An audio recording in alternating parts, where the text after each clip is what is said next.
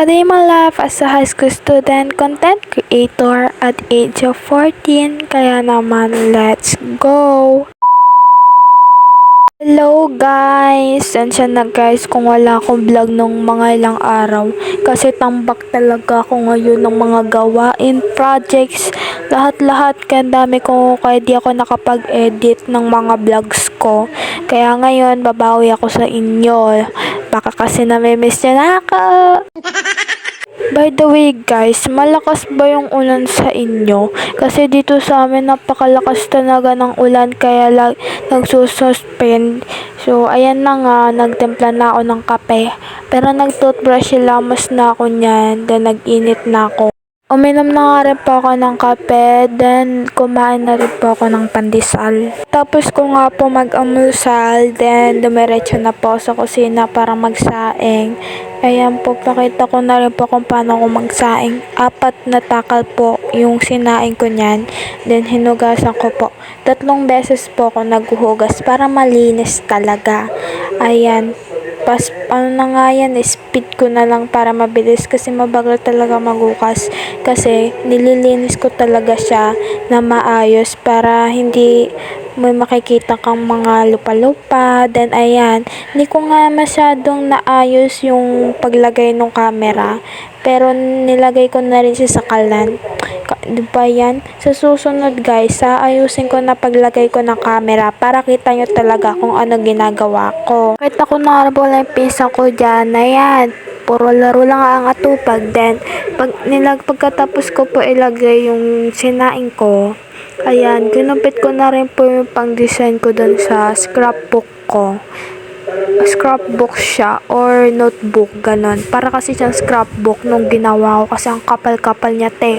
Grabe yung design na nilagay ko dun. Kala mo parang sa hollow blocks.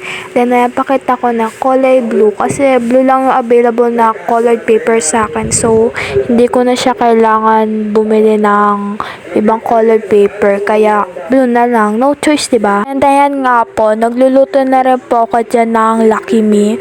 So, 3 baso po siya pag 2. Depende naman po sa inyo kung gaano kalaki yung baso na gagamitin nyo. So, ayan. Yan nga po, nilagay ko na ulit siya sa kalan. Yan, maayos na, te. Kalahati na lang, maayos natin yung paglagay ng camera. Susunod talaga, ayusin ko na para kitang-kita nyo talaga kung ano-ano ang ginagawa ng babaitang ere. Lucky Me chicken na nga po yung niluto ko. Then, ayan, tinanggal ko na nga po siya doon sa pack niya. Ganyan po magtanggal. Pero kung kayo, gumagamit pa ba kayo ng scissors kung tatanggalin nyo yung pack? Parang mas madali kung ihahand nyo na lang siya para di na kayo maghanap ng scissors. So, ayan. Ganyan lang. Kung lulutuin nyo, huwag nyo isama yung plastic ha. Baka tangingik kayo dyan. Isama nyo. Then, ayan nga po. Kumulo na rin po yung nilagay natin pagkatapos ng 10 milyong taon. Then, ayan. Pagkakulo po, ilagay nyo na rin po yung Lucky Me nyo. Lucky Me nyo, ayan po. Pagkalagay nyo, hintayin nyo lang po. Yan. Diba ganyan magiging itsura nyan? Pagluto na, halu-haluin nyo lang yan. Then, ganyan, katulad ng ginagawa ko para hiwalay. Yan. Gets? Di mali pa to or cooking show. So, ayan na nga, ganyan lang gawin nyo guys. Para maghiwalay. Yan. Di na ako nabubulol. Yan, pagkatapos niya, nilagay nyo yung seasoning.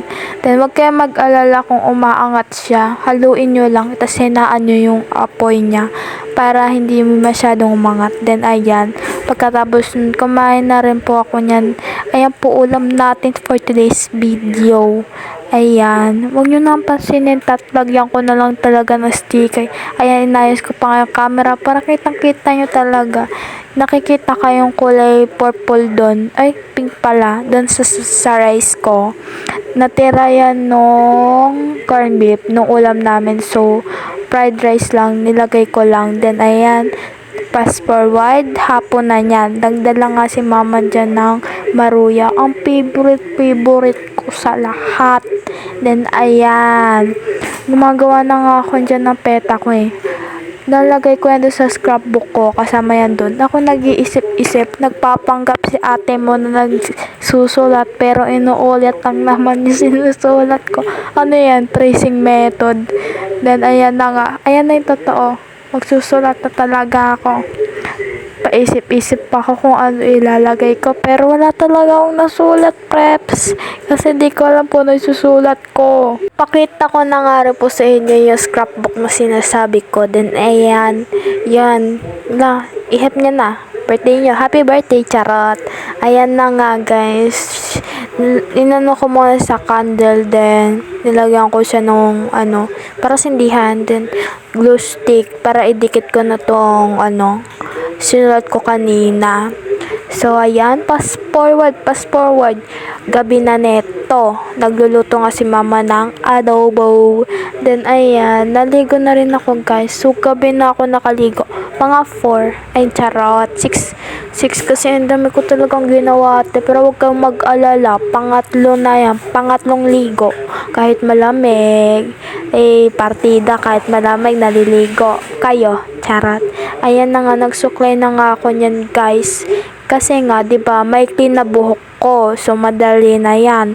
Hindi na ako magproblema iangat taas pa yung buhok ko para lang masuklayan. Pakita ko na nga rin po yung niluto ni adobo. So ayan na nga po. Pagkatapos po luto ni mama yun, nilagay ko na rin po doon sa mangkok ko.